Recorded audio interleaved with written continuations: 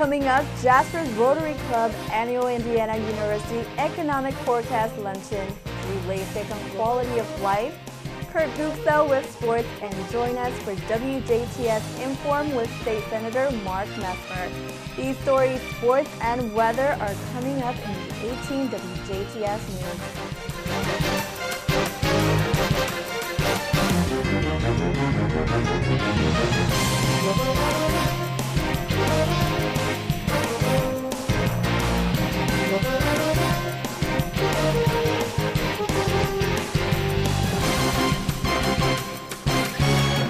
This is the WJTS News. I'm Prisma Lopez-Marin. Thank you for joining us today.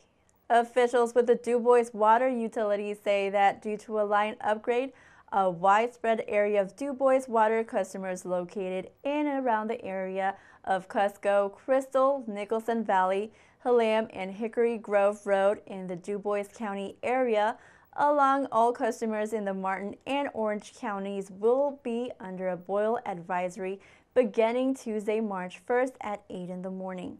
Customers are advised to bring their drinking and cooking water to a rolling boil of 5 minutes before consuming it. Water utility officials say the boil advisory will be in effect until further notice.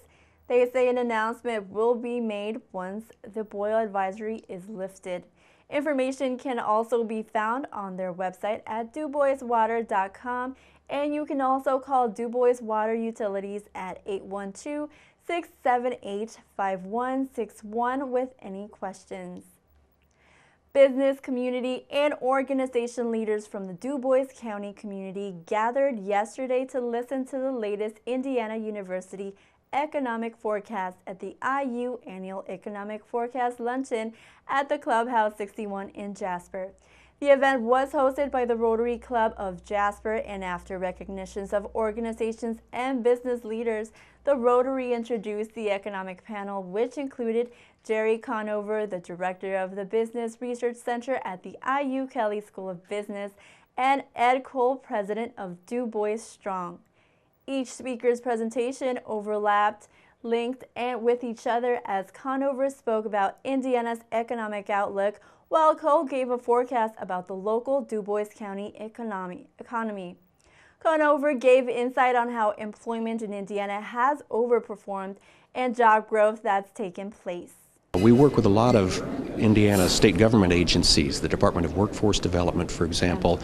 We help them analyze what's happening in the labor market and which kinds of industries and occupations are in growing demand or shrinking and things like that.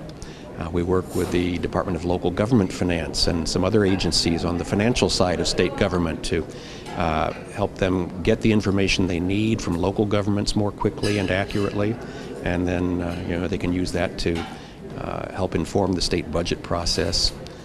We do a lot of studies for industries and companies that need to know what sort of impact do they have on the economy, for example, or for the Indiana or for a given part of the state, things like that.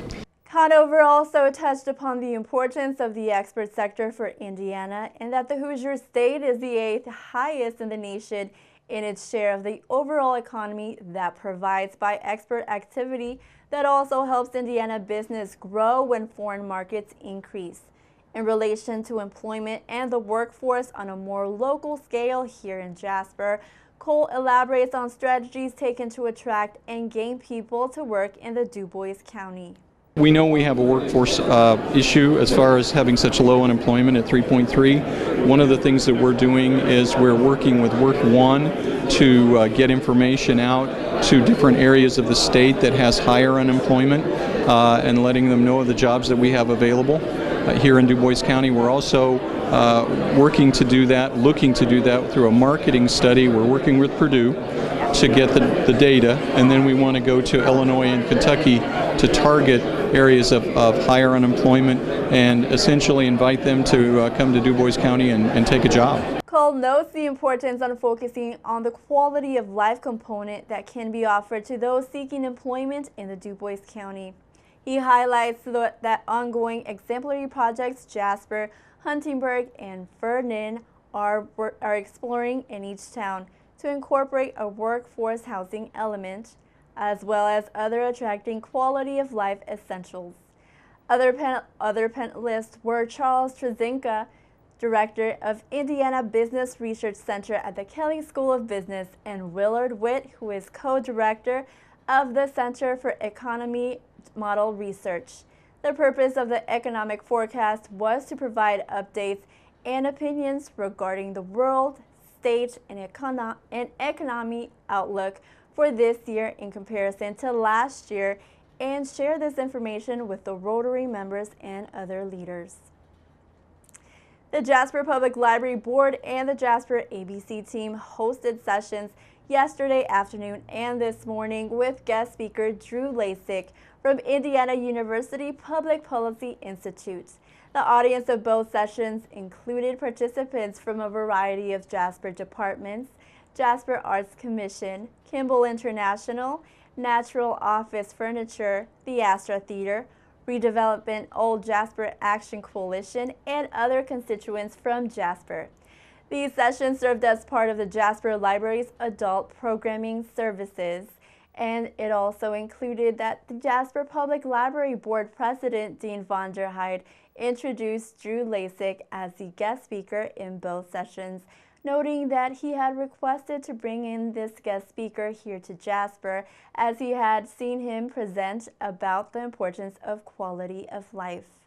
Drew Lasik engaged the audience, providing information regarding Indiana state-level population, but also bringing it closer to home with reference to Jasper. Lasik elaborates on the significance of quality of life as it parallels to the workforce sector. Quality of life is one of the essential elements to attracting human capital, and we're all competing for talent, whether it's Jasper or whether it's Indianapolis. And if you don't have the right amenities, it's really, really hard to attract the workforce that you know that you need. And if you're not attracting enough workforce, the challenge becomes maintaining your grocery store, maintaining your drugstore, and having a cinema. So quality of life is both an attraction agent and a retention agent, and essential to being sure that there's enough business for Jasper stores and that there's also enough talent in the workforce to make sure that Jasper's companies are thriving. Lasik adds that he recommends to other small towns to pay attention to what Jasper is already doing. He continues by saying that as he explores Jasper in the time he's been here and through conversation he had with someone, that individual said that Jasper is attempting to revive its downtown area. And he suggested that Jasper already has revived their downtown, but that they are simply maximizing its potential. And it also makes Jasper an exemplary big small town. Another international revenue service scam is once again making the round in Du Bois County.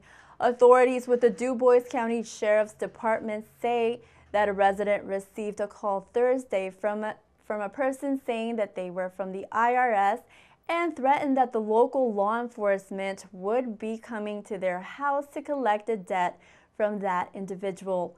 Authorities want to remind the public that never give out personal information, such as banking information, to unsolicited callers.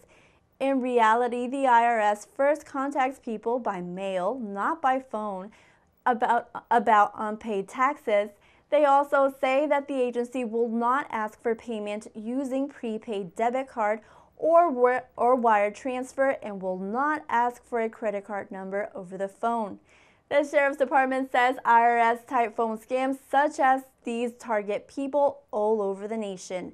The scammers sometimes employ fake IRS badge numbers, know the last 4 digits of people's social security numbers, make caller IDs appear as the IRS is calling, and send false IRS emails to support their claims. Stay tuned. Weather and sports still to come on WJTS News.